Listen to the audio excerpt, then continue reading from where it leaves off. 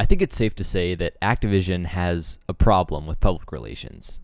The Infinite Warfare trailer is the most disliked gaming video on YouTube ever, and visit just about any comment section for any video about Call of Duty, and you'll find someone roasting Eric Hirschberg and Activision for selling COD points, for making Liquid Divinium too hard to get, for having jetpacks in Call of Duty.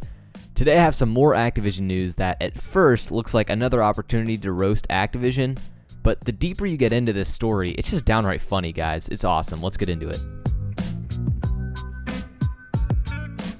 Let's get right into the story. The Orion Project is a Steam Dinosaur game with some first-person shooter elements, headed by David Prassel of Trek Industries.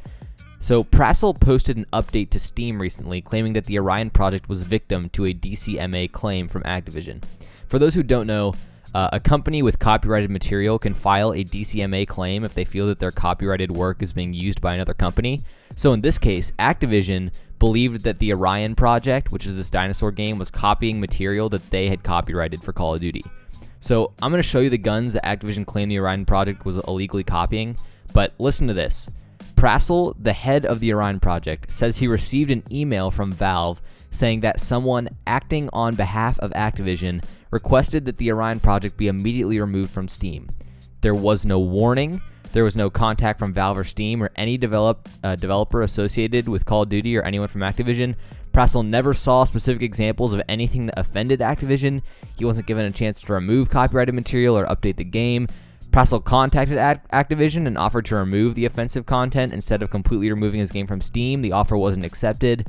So obviously, at this point, this story makes Activision look pretty bad. However, this is where things get interesting. So some Reddit ninjas went looking through the Orion Project, and they found that, you know what, yeah, Activision kind of has a point here. So check out these images. Yeah, there are some similarities. There are definitely some similarities. But before these images were actually discovered, Prassel was looking for public support, obviously. He posted images of what he claimed that the DCMA claims were over. So these were the images that Prassel posted before the Redditors found those images. So obviously these images don't look like a problem. It looks like Prassel posted these to try to make it look like there wasn't a problem here. And so at this point, the public was on Prassel's side. And they even got a petition going that was aimed at Activision. But then when these Redditors, they actually went through and discovered the actual copyrighted material that Prassel was obviously trying to hide, that's when things got interesting. So Prassel tried to argue against the Reddit images at first. So he was saying, we will be seeking resolution from all damages wrongly inflicted towards us from Activision via this malicious and overly aggressive tactic. The site, obviously referring to the weapon, is the only similarity we can see. The site is just a futuristic M1 Garand. So either way, we are homaging a real-world property. So, at this point in this story, I would say that Prassel and Orion were obviously trying to pull something shady here. They were kind of using this "we're just the little guy" tactic instead of admitting that they straight up ripped off Activision with the sight on this gun, which obviously wouldn't have been a big deal if they would have just admitted to that. But this actually isn't the first time that an Orion game has been accused of asset theft. Prassel claims that inexperienced freelancers sometimes make mistakes, referring to past claims that he's been ripping off other games. So, I don't know, it all seems really suspicious at this point. But what's even funnier is that Prassel issued another Steam update arguing that Activision killed 90% of the Orion Project's profits, and Prassel started an Indiegogo campaign to make up for the lost cash.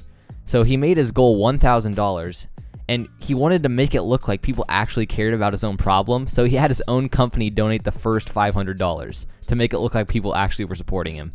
The campaign didn't even relate to his own game. The campaign was basically just like, donate if you think Activision sucks. That was literally the campaign he started. Prassel has been involved with some other weird stuff. He banned himself from his own Steam forum. He said some not so nice things on Reddit and then claimed his account was hacked. So look, Prassel wasn't wrong when he said that the DCMA claim can hurt a developer like himself, but when he starts throwing a fit about it and begging for money, that's when people are like, okay, dude, you need to chill out. So GG Prassel.